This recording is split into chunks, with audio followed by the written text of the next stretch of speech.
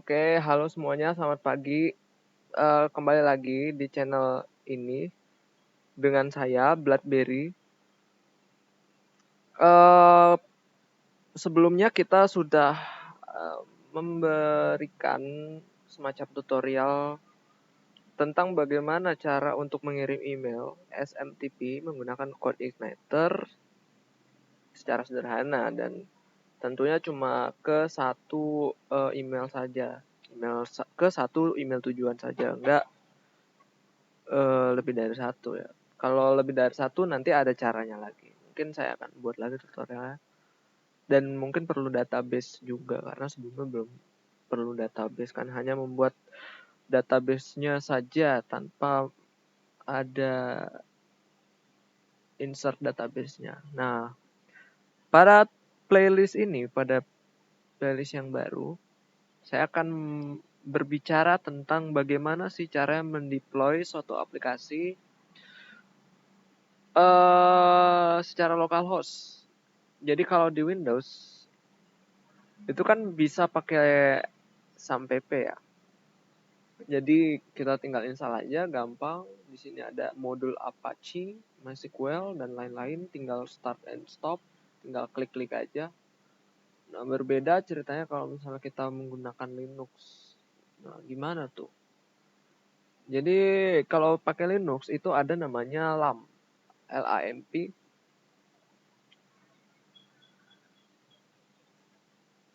Jadi LAMP itu adalah Linux Apache, MySQL dan PHP. Jadi ya di dalam Linux nanti kita bakal menginstal Apache, MySQL dan PHP ya gitu artinya. LAMP. Tapi sama saja itu kita bisa membuat suatu web server, bukan membuat sih, tapi kita bisa menginstal web server di Linux dan bisa menjalankan aplikasi PHP kita di Linux. Nah, pertama mungkin kita akan mendownload dulu sistem operasinya. Saya nggak akan menggunakan native Ubuntu-nya. Saya akan menggunakan VMware, tapi tetap menggunakan versi 16.04 dari Ubuntu Senial. Jadi teman-teman bisa download aja yang VMDK di sini 64 bit untuk yang VMware. Nanti kita coba di VMware dulu ya. Jadi kita kalau misalnya teman-teman mau download di Linux asli, Linux yang dipasang di hard disk, dual boot, single boot, boleh, sama saja. Karena ini saya merekam untuk keperluan video, jadi ya lebih enak di Windows sih untuk merekam video karena nggak, kebetulan Windows saya pakai SSD dan Ubuntu saya pakai hard disk lain dan HDD bukan SSD, jadi agak lemot sih. Terus ya sudah, setelah download kita kita uncompress dulu, dan setelah di uncompress hasilnya ini 64 bit. Nah, ini nanti ini belum bisa langsung dijalankan Linuxnya, tapi harus dipasang dulu di VMware Workstation-nya. Untuk tutorial ada di website osboxes.org. Kalian bisa, mungkin saya akan perbesar dulu. Nah, ini ya, di osboxes.org/guide.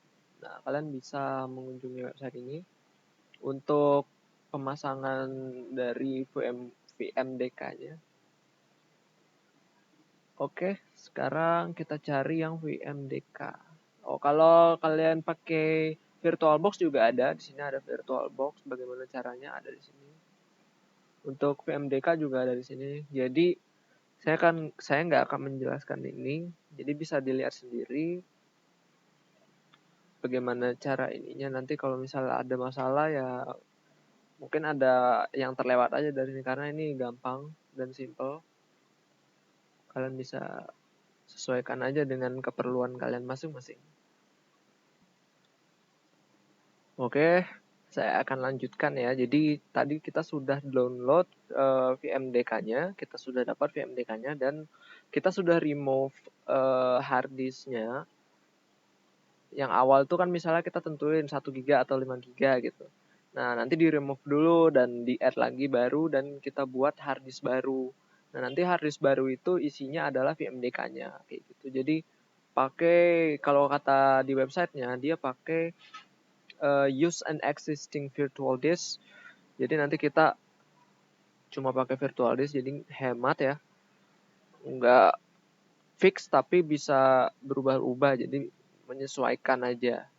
Dan ini kita oke aja. Kan teman-teman juga udah nyampe sini. Coba kita nyalakan Ubuntu-nya. Mudah-mudahan bisa ya. Oke, kita tunggu dulu.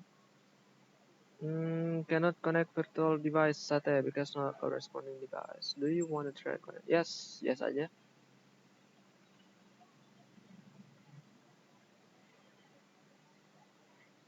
Ini jangan di klik finish dulu ya. Nah, ini udah bisa booting. Kita coba install seperti biasa. Seperti kita menginstal Linux pada umumnya.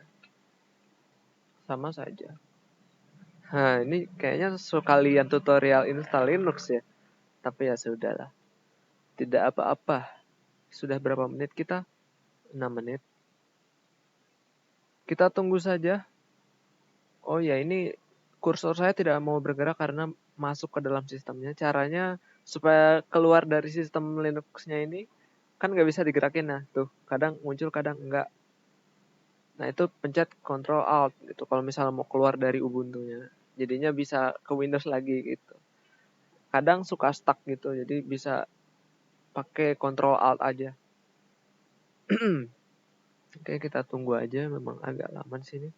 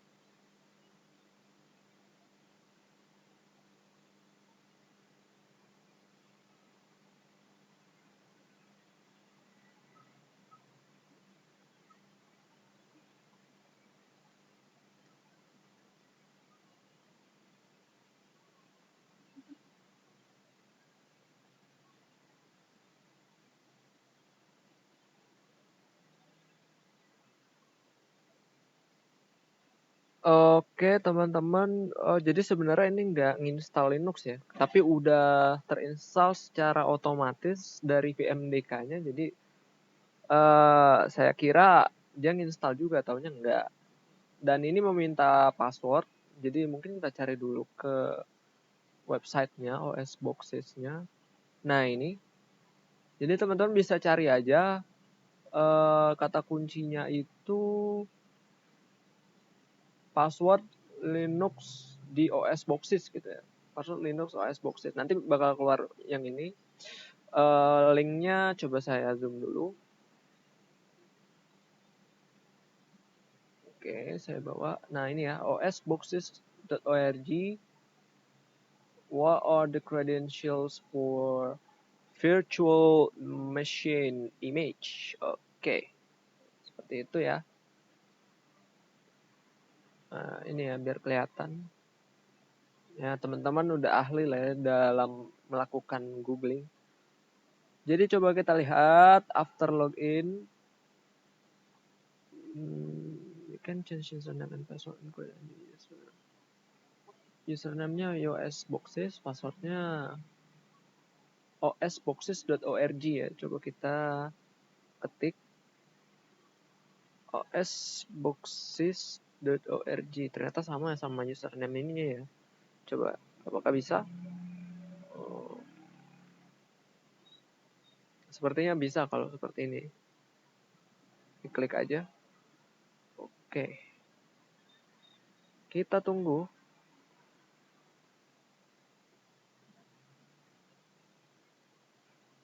Kita tunggu dulu.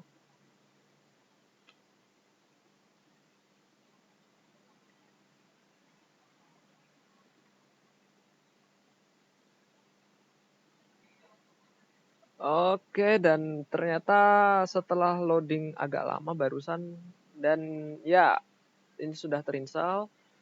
Jadi kita di sini akan menginstal LAMP-nya di Linux 16.04.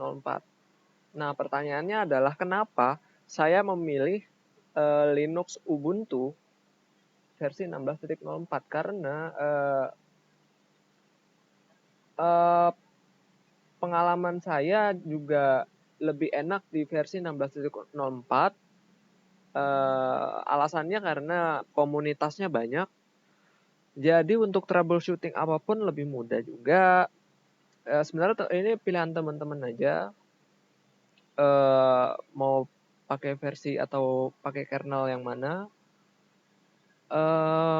Tapi di video kali ini saya akan menggunakan 16.04. Sama saja. Tapi kebanyakan memang untuk server itu 16.04 ya, atau 18.04. Untuk Linux versi baru seperti 20.04 itu saya belum pernah mendengar ada yang udah ngedeploy pakai Linux itu ya. Tapi yaudah, kita coba aja dulu ya di 16.04. Kita sudah berhasil login. Dan coba kita cek dulu internetnya apakah jalan ini. Coba kita ke terminal dulu ya, Ctrl Alt T. Kita ke terminal dulu. Apakah jalan? Sepertinya ininya belum jalan. Apa namanya? Hotkey-nya ya? Shortcut-nya. Apa masih loading? Oh, loading ternyata. Oh, loading ternyata ya. Coba. Oke. Oh, memang agak berat sih kalau misalnya kita jalankannya di VMware ya, bukan di native Linux-nya. Oke, coba kita bawa aja. Ya, agak berat. Ini coba saya perbesar dulu, jadi lebih enak. Full screen dulu. Oh, tidak aspek ratio. Nah, gini lebih enak ya. Oke, ini di unpin dulu. Oke, selesai. To release input, please control alt. Oh ya, oke. Terima kasih. Oke, kita langsung cek aja if sudo super user. Apa tadi passwordnya? osboxes.org. If config. Kita coba cek.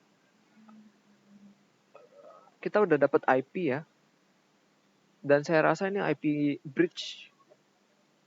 Jadi teman-teman kalau VirtualBox-nya atau VMware-nya bisa menggunakan internet itu bisa pakai bridge atau bisa juga pakai apa ya, saya juga lupa satu lagi.